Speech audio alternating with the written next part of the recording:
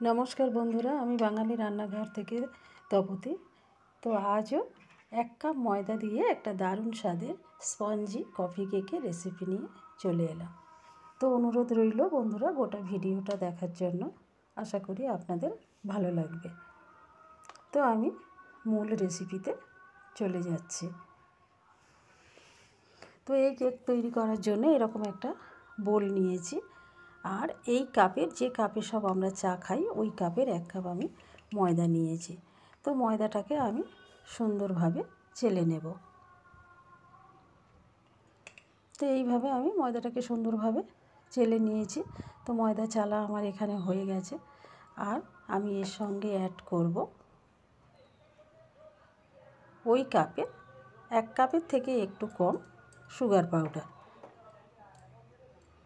তো কেকের সুগারটা সবসময় গুঁড়ো করে নেওয়াই ভালো।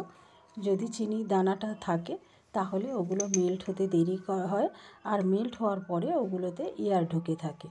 তাই কেকের সুগারটা সব সময় এটাকে গুঁড়ো করে নেওয়া উচিত। আর আমি এখানে দিচ্ছি 2 চিমটের মতো বেকিং সোডা দিয়েছি, আর ওইটার ডবল আমি দিয়েছি বেকিং পাউডার। তো এবারে আমি সবগুলোকে এইভাবে মিক্সড করে নিচ্ছি। এইভাবে এগুলোকে 2-1 বার নাড়াচাড়া করে মিক্স করার পরে এখানে আমি এই চা চামচে 2 চামচ কফি পাউডার ইউজ করছি। তো আমার কফি পাউডারটা একটু দলা পাকিয়ে গিয়েছে, তাই আমি কফি পাউডারটাও এইভাবে চেলে নিচ্ছি।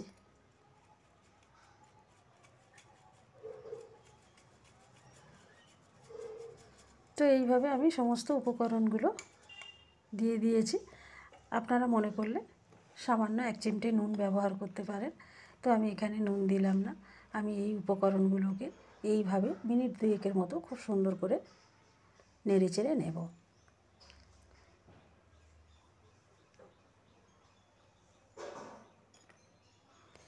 তো এইভাবে নেড়ে চেড়ে নিয়েছি, সব সমানভাবে মিশে গিয়েছে। এবারে এটাকে আমি একধারে সরিয়ে রাখছি।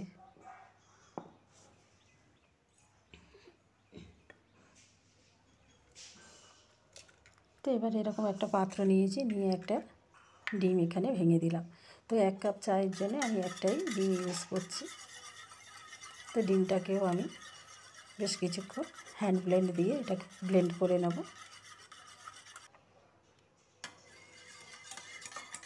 তো ডিমটাকেও আমি খুব সুন্দর করে ব্লেন্ড করে নিয়েছি। এবারে এর মধ্যে আমি দেব একটু গলানো বাটার। তো এই বাটারটাকে দেখুন বন্ধুরা, আমি মেল্ট করে রেখেছিলাম, এটাকে এর মধ্যে দিয়ে দিচ্ছি।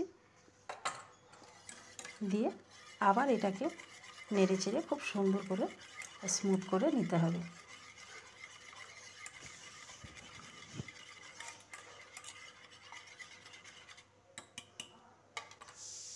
তো আমার স্মুথভাবে এটাকে ফেটিয়ে নেওয়া হয়ে গেছে। এবারে শুকনো উপকরণটা আমি নিয়ে নিলাম, আর ওইটা দিয়ে আমি অল্প অল্প করে এটাকে মেশাতে থাকবো। তো দেখুন, এটাতে তো আমার এই সমস্ত শুকনো মিশ্রণটা মিশবে না, তাই এখানে আমি আগে থেকে কাউ মিল্কটা জাল দিয়ে ঘন করে রেখেছিলাম। আর এটা নর্মাল টেম্পারেচারের দুধ, আর এই দুধটা আমি অল্প অল্প করে দিয়ে এটাকে একদম সঠিকভাবে একটা ব্যাটার তৈরি করব।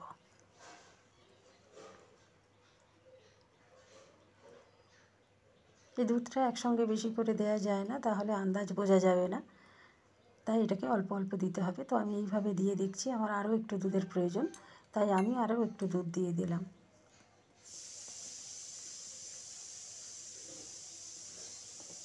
দেখুন, এটাকে নাড়তে নাড়তে আমাকে 2 মিনিটের মতন প্রায় সময় গেছে।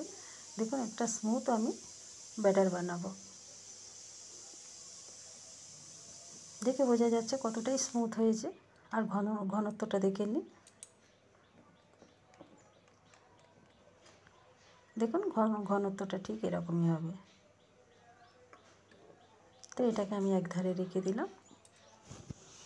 এবারে আমি এরকম একটা গোল শেপের কেক মোল নিয়েছি, আর নিয়ে ওই কেক মোলের তলায় আমি একটু সাদা তেল ব্রাশ করে দিয়েছিলাম। আর এই মোলের তলায় পাতার জন্য এখানে আমি বাটার পেপার নয়, একটা সাধারণ পেপার এইভাবে গোল শেপ দিয়ে কেটে নিয়েছি।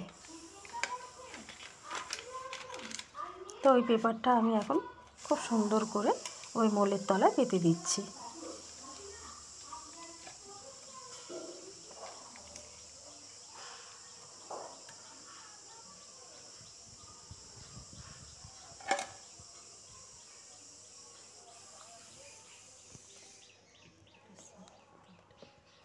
তো এই ব্যাটারটাকে আমি এই মোলে ঢালছি।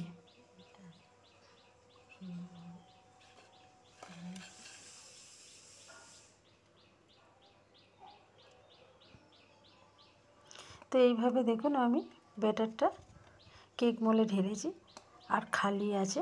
এটা কেকটা কুক হওয়ার পরে এটা অনেকটা ফুলে যাবে। আর এর মধ্যে যদি কোনো এয়ার ঢুকে থাকে, আর এই ব্যাটারটা ঢালার পরে 2-1 বার ট্যাপ করে দিতে হবে। তো আমি গ্যাসের ওপরে এরকম একটা প্রেসার কুকার বসিয়েছি, আর প্রেসার কুকারের ভেতরে একটা স্টিলের চাকতি বসিয়ে দিয়েছি। আর এইবারে ঠিকঠাকভাবে এই মোলটা ওই চাকতির ওপর বসিয়ে দিতে হবে। একদম সোজা করে বসাতে হবে, না তো কেকটার শেপও অন্য হয়ে যাবে। তাই ঠিকঠাক করে বসিয়ে দিয়েছি। আর এইবারে প্রেসারের ঢাকনাটা আমি বন্ধ করে দিলাম। তো বন্ধ করার পরে আমি এই ভেন্টিলেটরটা খুলে নিলাম। তো এইভাবে আমি 15 থেকে 20 মিনিট কেকটা কুক করার পরে একদম পারফেক্টলি কেকটা আমার হয়ে গেছে। তো কফি কেকের নাম অনুযায়ী দেখুন রঙটা এত সুন্দর হয়েছে, পুরো কফির মতন হয়েছে, খুব সুন্দর। আর হাত না দিলে তো বুঝতেই পারবেন না এটা কতটা সফট হয়েছে। আর এবারে আমি এটাকে ডিমোল্ড করার জন্য একটা ছুরি দিয়ে ধারগুলোকে প্রেস করে করে তুলে নেব। তো দেখুন প্রেস করার আগেই আমার কেক উঠে আসছে।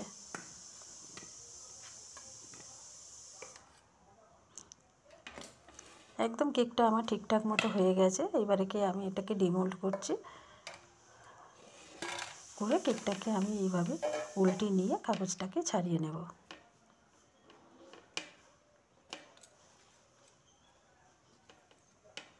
তো খুব ইজিলি কাগজটা উঠে যাচ্ছে। আর দেখুন কেকের পেছনটাও খুব সুন্দর হয়েছে।